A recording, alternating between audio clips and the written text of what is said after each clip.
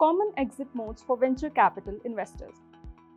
The end goal of every investment is to realize a meaningful return. So, how does this exit exactly happen? Usually, the investors seek an exit by asking the founders of the investee company to work towards facilitating an exit for the investors after a certain period, usually within 5 years, known as the exit period.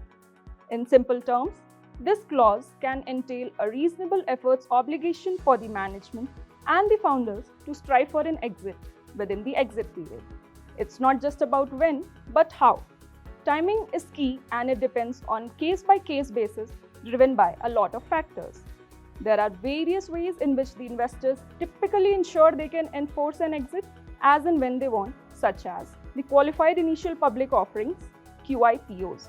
IPOs are considered as the holy grail of exits, where the company goes public and sells its shares on the stock exchanges. In the context of VC deals, a QIPO includes meeting certain criteria laid out in advance for the company and the founders before undergoing the IPO process, such as achieving the minimum valuation threshold, minimum per share price, and the issue size, and also securing the offer for the sale component. A key part of this is the offer for sale component, where the investors have the ability to sell their portion of shares to the public instead of issuances of new shares. When IPOs work successfully, it's a big win for everyone involved. The VCs can sell their shares to the public and make considerable return on their investments. Next, we have a third-party sale, where the investee company finds an external buyer to purchase the stakes of the investors in the company at a price agreeable to the investors. The third-party sale could also be through a trade sale,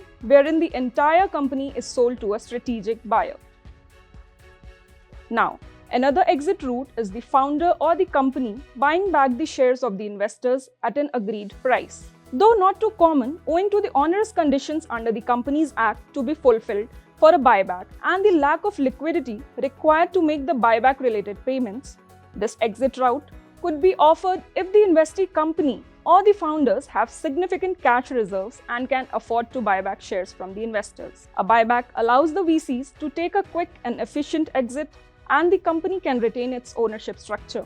Careful attention should be paid to the provisions under the Companies Act with respect to the buyback provisions. In case an exit is not provided within the agreed timeline through any other method, the investors typically have the right to drag the founders and the other shareholders in a transaction in which such investors are selling their shares. This means that when the investor is selling their shares to a buyer, and if the buyer wants to acquire more shares, then the investor can ask the founders and the other existing shareholders to sell the number of shares as required by such buyer for the same price at which the investors are selling. This offers additional flexibility for the investors to sell their shares even to a buyer who wants to acquire the entire company or the majority stake. So, these are the common modes of exit for VCs.